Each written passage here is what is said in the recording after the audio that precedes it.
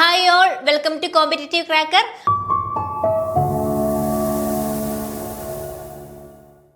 അപ്പോൾ നമ്മൾ ഇന്ന് ഡിസ്കസ് ചെയ്യാൻ പോകുന്നത് ഡ്രൈവർ PSC എക്സാംസിന് ചോദിച്ചിട്ടുള്ള സയൻസിൽ നിന്നും ചോദിച്ചിട്ടുള്ള PYQs ആണ്.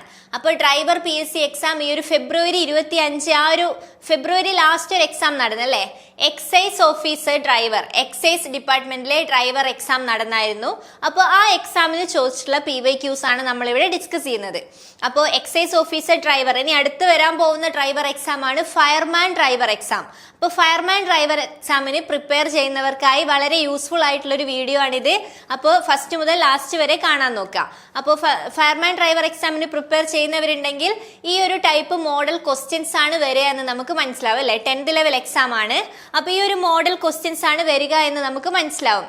എങ്ങനെയാണ് ഈ സയൻസ് വിഭാഗം എന്ന് പറയുമ്പോൾ physics, chemistry, maths, physics, chemistry, biology ഈ 3 ടോപ്പിക്സ് ആണുള്ളത്. ആ 3 ടോപ്പിക്സിൽ നിന്നും ചോദിച്ചിട്ടുള്ള ക്വസ്റ്റ്യൻസ് നോക്കാം. അപ്പോൾ സ്ഥിരമായി ഇതിനു മുന്നേ നടന്ന ഡ്രൈവർ എക്സാമിൽ നിന്നും ചോദിച്ചിട്ടുള്ള സെയിം ക്വസ്റ്റ്യൻസ് തന്നെ കെമിസ്ട്രിയിൽ റിപ്പീറ്റ് ആയിട്ട് ചോദിച്ചിട്ടുണ്ട്. ഇപ്പൊ ടെമ്പറേച്ചർ കൺവേർഷൻ ആണെങ്കിലും അതേപോലെ ലോഹങ്ങളുടെ അയിരിന്റെ ക്വസ്റ്റ്യൻ ആണെങ്കിലും ആ 2 ക്വസ്റ്റ്യൻസും നടന്ന ഒരു previous year driver exam question paper നോക്കിയാൽ അറിയാം സെയിം ക്വസ്റ്റ്യൻ തന്നെ റിപ്പീറ്റ് ആയിട്ട് ചോദിച്ചിട്ടുണ്ട്. അപ്പൊ നമുക്ക് ഫസ്റ്റ് ക്വസ്റ്റ്യൻസിലേക്ക് പോവാം. ഒരു ബസ്സിൽ റിയർ വ്യൂ മിററായി ഉപയോഗിച്ചിരിക്കുന്ന കോൺവെക്സ് ദർപ്പണത്തിന്റെ ഫോക്കസ് ദൂരം 0.6 മീറ്റർ ആണ്. ഇതിന്റെ വക്രത ആരം നിർണയിക്കുക. അപ്പൊ കോൺവെക്സ് ലെൻസിന്റെ ഫോക്കസ് ദൂരം എന്ന് പറയുന്നത് 0.6 മീറ്റർ ആണ് അല്ലെ. അപ്പൊ എഫ് എന്ന് പറയുമ്പോൾ എഫ് ഈക്വൽ ടു 0.6 മീറ്റർ ആണ്. വക്രത ആരമാണ് ചോദിച്ചിട്ടുള്ളത്, റേഡിയസ് അല്ലെങ്കിൽ വക്രത ആരം R ഈക്വൽ ടു 2F ആണ് ഇക്വേഷൻ. അറിയാലോ, വക്രത ആരം അല്ലെങ്കിൽ റേഡിയസ് R ആണ്, R ഈക്വൽ ടു 2F ആണ് ഇക്വേഷൻ. അപ്പൊ എങ്ങനെ കണ്ടുപിടിക്കും വക്രത ആരം? R ഈക്വൽ ടു 2 ഇൻറ്റു 0.6 എന്ന് വരും. അപ്പൊ 2 ഇൻറ്റു 0.6 ചെയ്യുമ്പോൾ 1.2 ആണ് ആൻസർ കിട്ടുന്നത്. അപ്പൊ 1.2 മീറ്റർ, ഓപ്ഷൻ സി ആണ് കറക്റ്റ് ആൻസർ, 1.2 മീറ്റർ. ഇപ്പൊ ക്ലിയർ ആയി എന്ന് വിചാരിക്കുന്നു. ഇത് ഫിസിക്സിൽ നിന്നുള്ള ക്വസ്റ്റ്യൻ ആണ്. ഇനി അടുത്ത ക്വസ്റ്റ്യൻ, മനുഷ്യ ശരീരത്തിന്റെ സാധാരണ താപനില 37 ഡിഗ്രി സെൽഷ്യസ് ആണ്. ഇതിന് സമാനമായ ഫാരൻഹീറ്റ് സ്കെയിലിൽ താപനില എത്രയായിരിക്കും എന്നാണ് ക്വസ്റ്റ്യൻ. അപ്പൊ ഈ ഒരു ക്വസ്റ്റ്യൻ ആൻസർ എളുപ്പമാണ്. 37 ഡിഗ്രി സെൽഷ്യസ് ആണെങ്കിൽ സമാനമായ ഫാരൻഹീറ്റ് 98.6 ഡിഗ്രി ഫാരൻഹീറ്റ് ആണ്. 98.6 ഡിഗ്രി, ഓപ്ഷൻ ബി ആണ് correct answer, option B. Okay, അങ്ങനെയാണെങ്കിൽ ഈ ഒരു താപനിലയ്ക്ക് തുല്യമായ കെൽവിൻ സ്കെയിൽ താപനില എന്തെന്നാണ് ക്വസ്റ്റ്യൻ. എങ്ങനെ കെൽവിൻ സ്കെയിൽ താപനില കണ്ടുപിടിക്കും? 37 ഡിഗ്രി സെൽഷ്യസ് എന്ന് പറയുന്നത് എത്ര കെൽവിൻ ആണെന്നാണ് ക്വസ്റ്റ്യൻ. അങ്ങനെ കെൽവിൻ സ്കെയിലിലേക്ക് മാറ്റാൻ വേണ്ടി തന്നിരിക്കുന്ന ഡിഗ്രി സെൽഷ്യസിന്റെ കൂടെ 273 കൂട്ടിയാൽ മതി. അപ്പൊ തന്നിരിക്കുന്ന ഡിഗ്രി സെൽഷ്യസ് 37 പ്ലസ് 273 എന്ന് പറയുമ്പോൾ 310 കെൽവിൻ ആണ് വരിക. അപ്പോൾ 310 കെൽവിൻ എന്ന് പറയുന്നത് 37 ഡിഗ്രി സെൽഷ്യസിനും 98.6 ഡിഗ്രി ഫാരൻഹീറ്റിനും ഈക്വൽ ആണ്. ക്ലിയർ ആയല്ലോ. ഇനി അടുത്ത ക്വസ്റ്റ്യൻ, ലോകത്തിലെ ആദ്യത്തെ ബഹിരാകാശ വിനോദസഞ്ചാരി ആര്? Gopichand Thotakura, Anousheh Ansari, Santhosh George Kulangara, Dennis Tito. ആരാണ് ആദ്യ വിനോദസഞ്ചാരി? ഓപ്ഷൻ ഡി ആണ് കറക്റ്റ് ആൻസർ, ഡെന്നീസ് ടിറ്റോ ആണ് കറക്റ്റ് ആൻസർ. ലോകത്തിലെ ആദ്യ ബഹിരാകാശ വിനോദസഞ്ചാരി ഡെന്നീസ് ടിറ്റോ ആണ്. ഇനി നെക്സ്റ്റ് ക്വസ്റ്റ്യൻ, വ്യാവസായികമായി ലോഹം ഉൽപ്പാദിപ്പിക്കാൻ ഉപയോഗിക്കുന്ന ലോഹധാതുക്കളാണ് അയിരുകൾ. താഴെ കൊടുത്തിരിക്കുന്നവയിൽ സിങ്ക് ലോഹത്തിന്റെ അയിര് ഏതാണ്? റിപ്പീറ്റ് ആയിട്ട് ചോദിക്കുന്ന ക്വസ്റ്റ്യൻ ആണിത്, സിങ്ക് ലോഹത്തിന്റെ അയിര്. അപ്പോ option A pyrolusite, option B calamine, option C cinnabar, option D malachite. ഏതാണ് ഓപ്ഷൻ? ഓപ്ഷൻ ബി ആണ് കറക്റ്റ് ആൻസർ, കലാമൈൻ ആണല്ലേ കറക്റ്റ് ആൻസർ. കലാമിനാണ് സിങ്കിന്റെ അയിരായിട്ട് വരുന്നത്, കലാമിൻ. ഓപ്ഷൻ ബി ആണ് കറക്റ്റ് ആൻസർ. ഇനി അടുത്തതായിട്ട്, താഴെ കൊടുത്തിരിക്കുന്ന പ്രസ്താവനകളിൽ സംക്രമണ മൂലകങ്ങളുടെ സവിശേഷത അല്ലാത്തതേത്? സംക്രമണ മൂലകങ്ങൾ. അപ്പൊ സംക്രമണ മൂലകങ്ങൾ എന്ന് പറയുമ്പോൾ ഗ്രൂപ്പ്, പീരിയോഡിക് ടേബിൾ എടുത്താൽ പീരിയോഡിക് ടേബിളിലെ 3 മുതൽ 10 വരെ ഗ്രൂപ്പിൽ വരുന്നതാണ് സംക്രമണ മൂലകങ്ങൾ, 3 to 13 വരെ. അപ്പൊ 10 ഗ്രൂപ്പുകൾ വരും. മൂന്നാമത്തെ ഗ്രൂപ്പ് മുതൽ 13ാമത്തെ ഗ്രൂപ്പ് വരെ വരുന്നവയാണ് സംക്രമണ മൂലകങ്ങൾ എന്ന് വിളിക്കുക. ഓക്കെ, 12ാമത്തെ ഗ്രൂപ്പ് വരെ എന്ന് പറയാം, 13 മുതൽ വേറെ ഗ്രൂപ്പായിട്ട് വരും. അപ്പോൾ ഈ ഒരു 3 മുതൽ 12 വരെ വരുന്ന മൂലകങ്ങളെയാണ് സംക്രമണ മൂലകങ്ങൾ എന്ന് പറയുന്നത്.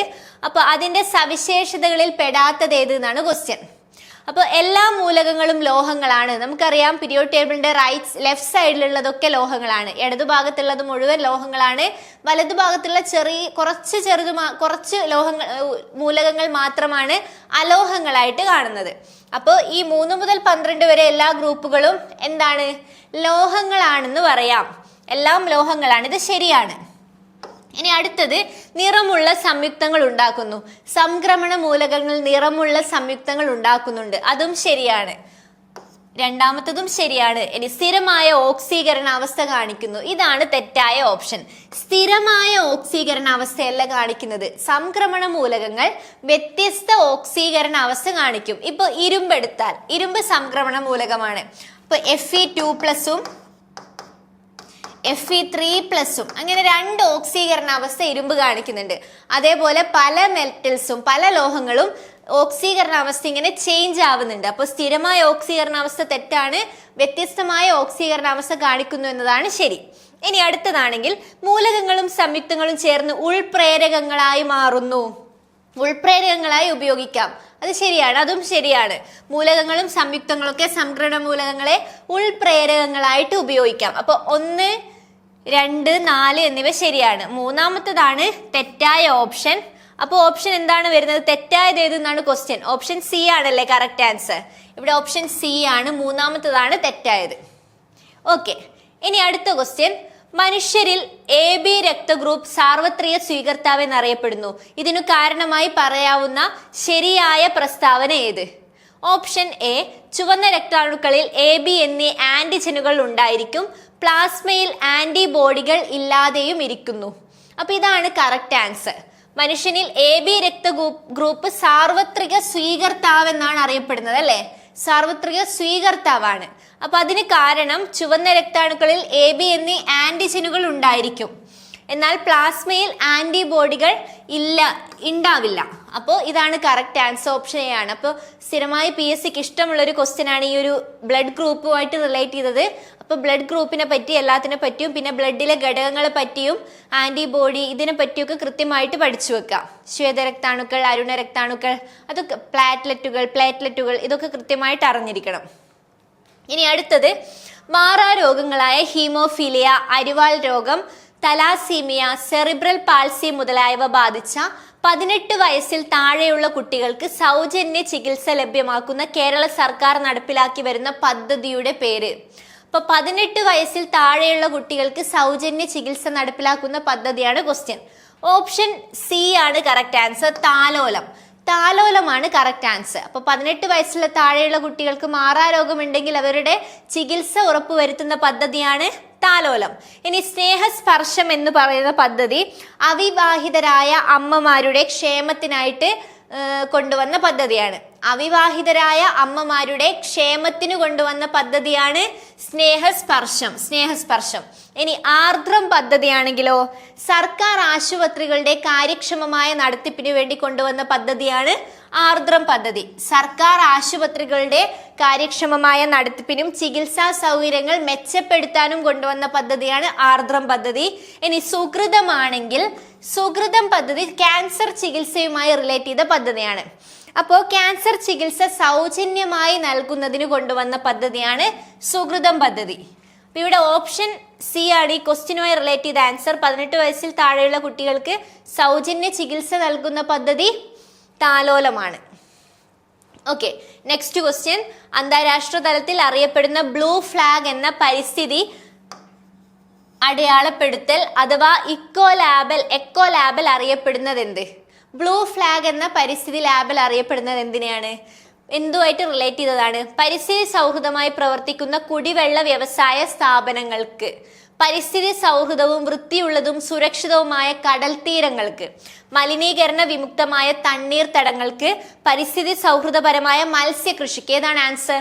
ഓപ്ഷൻ ബി ആണ് കറക്റ്റ് ആൻസർ. ബ്ലൂ ഫ്ലാഗ് എന്ന് വെച്ചാൽ പരിസ്ഥിതി സൗഹൃദവും വൃത്തിയുള്ളതും സുരക്ഷിതവുമായ കടൽ തീരങ്ങളുടെ സംരക്ഷണത്തിന് വേണ്ടി കൊണ്ടുവന്ന അതുമായി റിലേറ്റ് ചെയ്ത ഒരു ടേമാണ് ബ്ലൂ ഫ്ലാഗ് എന്ന് പറയുന്നത്. Blue flag. ഓക്കെ, ഇനി അടുത്ത ക്വസ്റ്റ്യൻ. മനുഷ്യ ശരീരത്തിലെ ഹോർമോണുകളുടെയും അവ ഉൽപ്പാദിപ്പിക്കുന്ന അവയവങ്ങളുടെയും പട്ടിക നൽകിയിരിക്കുന്നു. നിരകളിലെ വാക്കുകൾ ചേരുംപടി ചേർക്കുക. വാക്കുകൾ നോക്കിയാൽ ഇൻസുലിൻ ഇൻസുലിൻ എന്തുമായിട്ട് റിലേറ്റ് ചെയ്യാം? ഇൻസുലിൻ ആഗ്നേയ ഗ്രന്ഥിയാണ് ഉൽപ്പാദിപ്പിക്കുന്നത്. ഇൻസുലിൻ ഉൽപ്പാദിപ്പിക്കുന്ന അവയവം ആഗ്നേയ ഗ്രന്ഥിയാണ്. റിലാക്സിൻ ആണെങ്കിലോ, റിലാക്സിൻ അണ്ഡാശയത്തിൽ നിന്നും ഉൽപ്പാദിപ്പിക്കുന്നതാണ് റിലാക്സിൻ. ഇനി ഓക്സിറ്റോസിൻ ആണെങ്കിൽ ഓക്സിറ്റോസിൻ പീയൂഷ ഗ്രന്ഥിയാണ് ഉൽപ്പാദിപ്പിക്കുന്നത്. പീയൂഷ ഗ്രന്ഥി ഉൽപ്പാദിപ്പിക്കുന്ന ഹോർമോണാണ് ഓക്സിറ്റോസിൻ. ഇനി മെലാറ്റോണിൻ ആണെങ്കിൽ പീനിയൽ ഗ്രന്ഥിയാണ് മെലാറ്റോണിൻ ഉൽപ്പാദിപ്പിക്കുന്നത്. അപ്പൊ ഇത്രയുമാണ്. അപ്പൊ ഓപ്ഷൻ എന്താണ് കറക്റ്റ് ആൻസർ? ഓപ്ഷൻ ഡി ആണ്. A3, B1, C4, D2. അപ്പോൾ ഹോർമോൺ റിലേറ്റഡ് കാര്യങ്ങളും അറിഞ്ഞിരിക്കണം. ഇപ്പോൾ ബയോളജി, കെമിസ്ട്രി, ഫിസിക്സ് കുറച്ച് ക്വസ്റ്റ്യൻസ് ആണല്ലോ നമുക്ക് ഈ ഒരു സയൻസ് ഭാഗത്തിൽ നിന്നും വരുന്നത്. അപ്പോൾ അത് കൃത്യമായിട്ട് സിലബസ് നോക്കി പഠിച്ചു കഴിഞ്ഞാൽ നമുക്കിത് ക്രാക്ക് ചെയ്തെടുക്കാൻ പറ്റും. PYQs കൂടുതൽ ഇതുവരെ നടന്ന ഡ്രൈവർ എക്സാമിൻ്റെ ഒക്കെ PYQs നല്ലോണം പഠിച്ചതിന് ശേഷം, സയൻസിന് അത് പഠിച്ചതിന് ശേഷം അത് റിലേറ്റഡ് ടോപ്പിക്സ് പഠിച്ചു വെക്കുക. അപ്പോൾ അടുത്ത എക്സാം കുറച്ചുകൂടി എളുപ്പത്തിൽ നമുക്ക് മനസ്സിലാക്കാൻ പറ്റും. അപ്പോൾ നമ്മൾ ഇന്ന് ഡിസ്കസ് ചെയ്തത് കഴിഞ്ഞ ഫെബ്രുവരി ലാസ്റ്റ് നടന്ന എക്സൈസ് ഡിപ്പാർട്ട്മെന്റ് നടത്തിയ ഡ്രൈവർ എക്സാമിന്റെ PYQs ആണ്. അപ്പോൾ സയൻസിൽ നിന്നും ചോദിച്ചിട്ടുള്ള PYQs ആണ് ഡിസ്കസ് ചെയ്തത്. അപ്പോൾ ക്വസ്റ്റ്യൻസ് ഒക്കെ എല്ലാവരും ക്ലിയർ ആയി എന്ന് വിചാരിക്കുന്നു. അപ്പോൾ ഈ ഒരു മോഡൽ ക്വസ്റ്റ്യൻ ആണ് ഇനി ചോദിക്കാൻ പോകുന്നത്. അപ്പോൾ നമുക്കറിയാം ഇനി അടുത്തതായിട്ട് വരാൻ പോകുന്ന എക്സാം ഫയർമാൻ ഡ്രൈവർ ആണ് അല്ലേ. അപ്പോൾ ഫയർമാൻ ഡ്രൈവറിനുള്ള ന്യൂ ബാച്ചസ് ഇവിടെ കോമ്പറ്റേറ്റീവ് ക്രാക്കറിൽ സ്റ്റാർട്ട് ചെയ്തിട്ടുണ്ട്. ഈ ബാച്ചിന്റെ പ്രത്യേകത എന്ന് പറയുന്നത് live classes, daily live classes ഉണ്ടായിരിക്കും. PDF നോട്ട്സ് പ്രൊവൈഡ് ചെയ്യും. Full syllabus based video recorded class നൽകുന്നതായിരിക്കും. അപ്പോൾ ലൈവ് ക്ലാസ്സസിന് പുറമെ സിലബസ് ബേസ്ഡ് ആയിട്ടുള്ള റെക്കോർഡഡ് ക്ലാസ്സും നിങ്ങൾക്ക് പ്രൊവൈഡ് ചെയ്യും. അതുകൂടാതെ മെന്റർഷിപ്പോട് കൂടിയിട്ടുള്ള ക്ലാസ് ആയിരിക്കും പ്രൊവൈഡ് ചെയ്തത്. മെന്റേഴ്സ് ഉണ്ടാവും ഈ ബാച്ചിന്. നിങ്ങൾക്ക് എന്ത് ഡൗട്ട് ഉണ്ടെങ്കിലും കോൺടാക്ട് ചെയ്യാനായിട്ട് മെന്റേഴ്സ് ഉണ്ടായിരിക്കും. അതേപോലെ പ്രീവിയസ് ഇയർ ക്വസ്റ്റ്യൻ ഡിസ്കഷനും വീക്ക്ലി എക്സാംസും എല്ലാം കൂടെ അടങ്ങിയിട്ടുള്ള ബാച്ചാണ് ഇവിടുന്ന് പ്രൊവൈഡ് ചെയ്യുന്നത്. അപ്പോൾ ഈ ഒരു ബാച്ചിലേക്ക് ഫയർമാൻ ഡ്രൈവർ ആകാൻ ആരെങ്കിലും ആഗ്രഹിക്കുന്നുണ്ടെങ്കിൽ ഇപ്പോൾ ധൈര്യമായിട്ട് ഇവിടെ കോമ്പറ്റേറ്റീവ് ക്രാക്കറിലേക്ക് ജോയിൻ ചെയ്യുക. അപ്പോൾ ഈ ഒരു ബാച്ചിലേക്ക് ജോയിൻ ചെയ്യുന്നവർ ഈ നമ്പറിലേക്ക് കോൺടാക്ട് ചെയ്യുക. 8590202323 എന്ന നമ്പറിലേക്ക് കോൺടാക്ട് ചെയ്യാൻ മറക്കരുത്. അപ്പോൾ പെട്ടെന്ന് തന്നെ ജോയിൻ ചെയ്യുക. താല്പര്യമുള്ളവർ പെട്ടെന്ന് തന്നെ ജോയിൻ ചെയ്യുക. അപ്പോൾ വീഡിയോ ഇഷ്ടമായി എന്ന് വിചാരിക്കുന്നു. ഇഷ്ടമായെങ്കിൽ ഷെയർ ചെയ്യാനും സബ്സ്ക്രൈബ് ചെയ്യാനും മറക്കരുത്. താങ്ക്